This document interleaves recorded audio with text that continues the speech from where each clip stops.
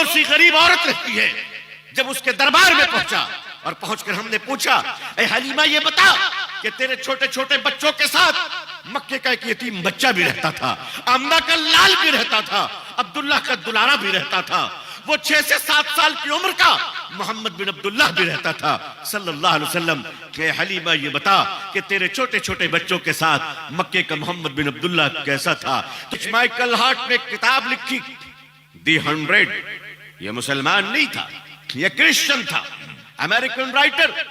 इसने 23 सालों में किताब लिखी। अजब इत्तेफाक है कि हुजूर सल्लल्लाहु अलैहि वसल्लम की नबवी जिंदगी भी 23 इयर्स और इस शख्स को भी लिखने में लगे 23 इयर्स।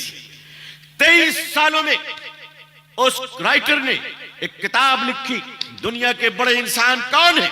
दी 100। दुनिया के 100 बड़े इंसान। तो 100 बड़े इंसानों में जब उन्होंने किताब लिखी और किताब मुकम्मल हो गई, किताब का नाम रखा दी 100। और उस किताब को उसकी इनॉग्रेशन के लिए अमेरिका के न्यूयॉर्क में पढ़े लिखे बुद्धिजीवी स्कॉलर्स दानिश्वरों को जमा किया। हॉल भरी हुई थी खचाखच। वो राइटर खड़ा होता है माइकल हार्ट। उस किताब को हिंदुस्तान में सबसे पहले मद्रास, उस टाइम का रवि का चेन्नई, 1991 में मीरा पब्लिकेशनर ने सबसे पहले हिंदुस्तान में से पब्लिश किया था। दी 100 को इनॉग्रेशन करने से पहले राइटर ने खड़े होकर कहा कि लोगों, मैंने ये किताब लिखी है, रिसर्च किया है, तहकीक की है, कैरेक्टर देखा है, लोगों के बचपन देखे हैं, लोगों की जवानी देखी है, लोगों का सोशल नेटवर्क देखा, उनकी सोशल लाइफ को देखा, उनकी कमर्शियल लाइफ को देखा, उनकी इज़्दिवाजी जिंदगी देखी, उनकी माशी जिंदगी देखी।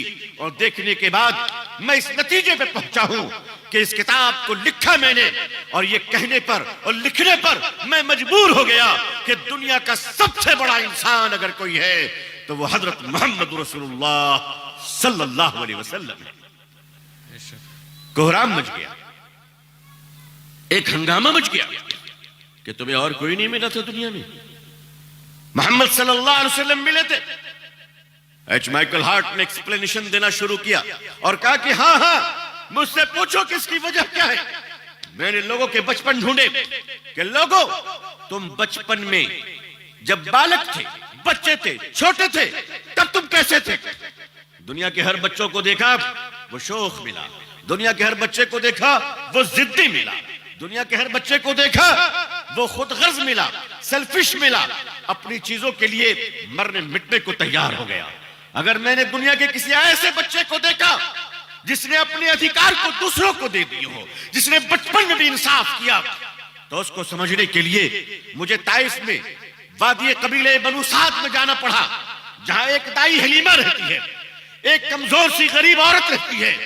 जब उसके दरबार में पहुंचा और पहुंचकर हमने पूछा, ए हलीमा ये बता कि तेरे छोटे छोटे बच्चों के साथ मक्के का एक यतीम बच्चा भी रहता था, आमना का लाल भी रहता था, अब्दुल्ला का दुलारा भी रहता था, वो 6 से 7 साल की उम्र का मोहम्मद बिन अब्दुल्ला भी रहता था सल्लल्लाहु अलैहि वसल्लम के हलीमा ये बता कि तेरे छोटे छोटे बच्चों के साथ मक्के का मोहम्मद बिन अब्दुल्ला कैसा था। तो हलीमा कहती है, मुझसे क्या पूछते हो? वो ऐसा इंसाफ वाला था कि एक बार दूध पीकर इंतजार करता था कि मेरे दूसरे बच्चे भी दूध पी ले, ताकि वो बच्चे भूखे ना रहे। ये मोहम्मद का इंसाफ था सल्लल्लाहु अलैहि वसल्लम। पूछते हैं कि मोहम्मद का इंसाफ पूछते हो? अगर मेरी बेटी शिबा अगर बकरियां चढ़ाती थी तो मोहम्मद रसूलुल्लाह सल्लल्लाहु अलैहि वसल्लम बचपन में घर पे बैठने में शर्माते थे और फरमाते थे कि हलीमा, मैं तेरे बच्चों के साथ हूं और तेरे बच्चे की तरह हूं, मैं भी काम करना चाहता हूं। वो मोहम्मद रसूलुल्लाह सल्लल्लाहु अलैहि वसल्लम जब आपकी उम्र शरीफ 16 साल को पहुंची तो आपने मक्के में देखा बड़ा अत्याचार है। जो मजबूत है, जो बाहुबली है, जो जमींदार है, वो गरीबों पर अत्याचार कर रहे हैं। ताकतवर मजबूरों को, ताकतवर कमजोरों को लूट रहा है। अगर कोई फेरी वाला, चादर वाला, कपड़े वाला मक्के की गलियों में अगर फेरी लगाकर अपना सामान बेचता है तो मजबूत लोग और ताकतवर लोग सामान लेने के बाद उसके पैसे उसको नहीं देते। मक्के की गलियों में मुसाफिर भूखा सो जाता है। 16 साल की उम्र में हजरत मोहम्मद रसूलुल्लाह सल्लल्लाहु अलैहि वसल्लम दुनिया के वो पहले अजीम इंसान हैं जो 16 साल की कच्ची उम्र में आप इन हालात को देखकर तड़प जाते हैं कि नहीं, कोई इंसान भूखा क्यों रहेगा, कोई इंसान प्यासा क्यों रहेगा। आपने मक्के के लोगों को जमा किया, नौजवानों को जमा किया, और दुनिया की तारीख में पहली बार आपने एक एनजीओ बनाया, आपने एक सोसाइटी बनाई, आपने एक फाउंडेशन बनाया, आपने एक कमेटी बनाई जिसे तारीख इस्लाम हिल्फुल फजूल के नाम से याद करती है। और आपने बनाकर फरमाया, लोगों अगर मक्के पर कोई जुल्म करे तो मुझे आवाज देना, अगर तुम्हारा सामान लेकर कोई पैसे न दे तो मोहम्मद को आवाज देना, तुम कहीं के भी रहने वाले हो, अगर तुम्हें भूख लगी हो तो खाने के लिए मुझे आवाज देना।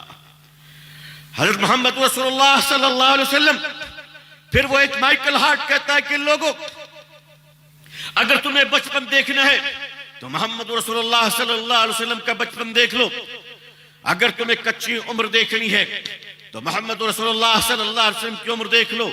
जरा याद करो, वो मक्के के बड़े बड़े लोग अपने चौपाल में बैठे हुए हैं, मक्के के बड़े बड़े सरदार अपने चौपाल में बैठे हैं, उनके सामने से मालदार गुजर जाए वो खड़े नहीं होते, उनके सामने से चौधरी गुजर जाए वो खड़े नहीं होते, इसलिए कि वो कबीले के सरदार थे। लेकिन एक बच्चा गुजरता था मक्के से तो मक्के का सरदार खड़ा हो जाता था, वो कोई और नहीं, वो मोहम्मद रसूलुल्लाह सल्लल्लाहु अलैहि वसल्लम थे कि मक्के के सरदार खड़े हो जाया करते थे। लोगों ने पूछा, ऐ सरदार तुम खड़े क्यों हो जाते हो? तो फरमाने लगे, तुम देखते नहीं हो कि मक्के में सबसे ज्यादा सच बोलने वाला आ रहा है। मोहम्मद रसूलुल्लाह सल्लल्लाहु अलैहि वसल्लम से बढ़कर कोई सच बोलने वाला नहीं, आप सल्लल्लाहु अलैहि वसल्लम से बड़ा कोई दयानतदारी और ईमानदारी करने वाला नहीं। आपको बताता चलूं, प्यारे आका सल्लल्लाहु अलैहि वसल्लम पर लिखने वालों ने जब लिखना शुरू किया तो कलम तोड़ कर रख दिया। वो तारीख याद कीजिए जिस वक्त हुजूर सल्लल्लाहु अलैहि वसल्लम की उम्र शरीफ से 25 साल की थी, 1500 साल कबल की तो बात है, बहुत पुरानी बात नहीं, सिर्फ 1500 साल पुरानी बात है कि जब लोग जिंदा पति के साथ उसकी पत्नी को जलाकर सती किया करते थे, उसी जवानी की उम्र में 25 साल की जवानी में हुजूर सल्लल्लाहु अलैहि वसल्लम एक बेवा औरत हजरत खदीजा से निकाह कर कर उसको सुहागन बना रहे थे। हजरत मोहम्मद रसूलुल्लाह सल्लल्लाहु अलैहि वसल्लम ने दुनिया को वो तारीख दिखलाई, आज बताने में तुम डरते क्यों हो? जुर्रत के साथ हमें सच सुनना भी चाहिए और सच बोलना भी चाहिए। अजीजान मिल्लत, मैं आपको दावत देता हूं, मेरी कौम मुसलमान, आप याद रखो, आप दर्दमंद बनकर आए हो, आपका काम दर्दमंदी है, लोगों के काम आना है।